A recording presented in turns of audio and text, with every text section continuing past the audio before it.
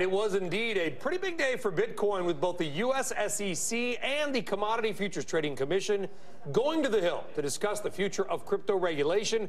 So while all of this has been going down, where has our resident crypto baller been for the last couple of days? Well, we decided to track him down using the Find My iPhone function, and he is apparently in sunny Cancun, Mexico, Quintana Roo, at a really big crypto conference, which for some reason is in Cancun. BK, you've been at the conference now, presumably for a couple of days. Obviously, we're coming into a slide at $10,000 or so. What is the mood? What is the feeling? What is the sentiment around Bitcoin? Well, listen, I mean, I understand you guys in the equity markets there may have experienced a bit of volatility in the last couple of days. So welcome to the crypto world. That's what it's like every day here. You know, the mood here is still optimistic. I mean, there's about 175 people here that are some of the smartest people in the world that are building the products on top of the blockchain, Bitcoin, Ethereum, and those other protocols. And you know what? They're very optimistic about the future. Yes, prices come down. Yes, there's been euphoria and panic. But from my perch, you know, nothing has stopped. The development hasn't stopped. The institutional interest hasn't stopped. So in terms of, you know, what are the catalysts going forward, those are all still on track. There's got to be some, but Brian, I get it. I understand the optimism, right? Like the Cleveland Browns sell out the stadium every year, and you know, they have a tough year seemingly every year. The point is, if you I'm complimenting Cleveland. If you believe in something, you stick with it. The crypto buyers obviously believe in it. They stuck with it, but there has to be. I mean, people have been bruised, I'm sure. What's the other side? There's got to be some frustration, listen, confusion. The other, of course, the other side of this is that people that had, you know, X amount of dollars 3 weeks ago to build their product only have half of that X. You know, at this point in time, there's still plenty of money going around. It's not to say that people aren't bruised. It's not to say that people haven't gone, oh my God, we were at 20,000, now we're at 6,000. But frankly, and we do this every single night on the show, is, you know, when there's panic, when there's blood in the streets, that's the time that investors and speculators need to come in. So yes, it's brutal. Yes, it's horrible. But you know what? Now's the time to be starting to get. But do you think the hearings were a win for crypto in general today, Brian? No question about it. It was a home run today. You couldn't have asked for anything more from the SEC and the CFTC. They were very reasonable.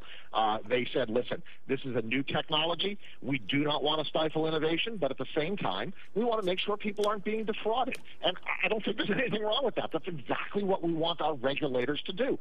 Absolute home run, green light for this space. Brian, I see your comments that you think, according to what folks are saying down there, investors kind of feel like it's 1995. Developers feel like it's 98. Point out what that difference means.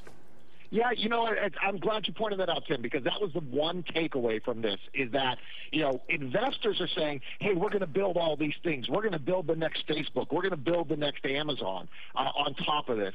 And the developer's saying, hold up, folks.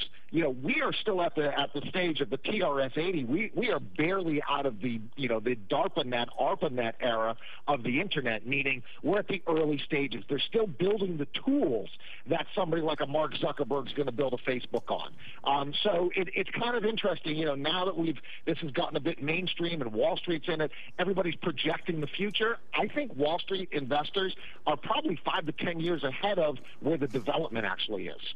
Okay, BK, hey, listen, try to enjoy yourself down there in Cancun, okay, buddy? Yeah, I'll do what I can and bring you guys back a pinata, so be ready. Yeah, better than that Toblerone you brought from Switzerland. Yeah, thanks, Chief. Come on, man. More than one, too. Guys, let's talk seriously. On a serious note, there's a lot of equities that have been correlated. The Overstock's the world, the Riot, blockchain's the world. They're getting walloped, not with the market, also with Bitcoin. Forget the equities. Let's talk about the cryptos. I mean, this is the thing that actually had this moonshot in November, December, and then has crashed. I mean, listen, you know, we've had guests on every night for months now, and I don't think we've had a single guest who suggested that you should have more than 5% of your investable assets in these sorts of things. So when we talk about the pain here, it's not like you're seeing your FANG portfolio go down 10% in 3 days. This should be a very small part of your investable assets here. So to me, I just, you know, I don't see that argument. Wilson Satoshi Nakamoto, that's a name I love to say. And we don't know much about him, but he came to save the day. When he wrote about the way things are and the way things ought to be, he gave us all a protocol this world had never seen. Oh, Bitcoin, as you're going into the old blockchain. Oh, Bitcoin, I know you're going to reign, till everybody knows, till everybody knows your name.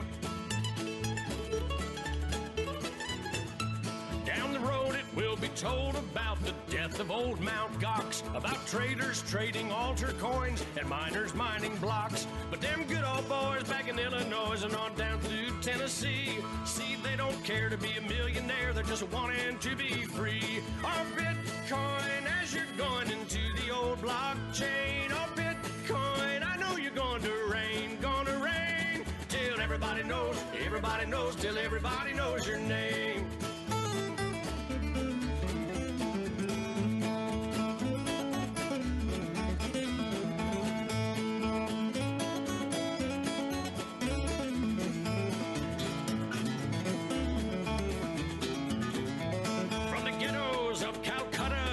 Halls of Parliament, while the bankers count our money out for every government.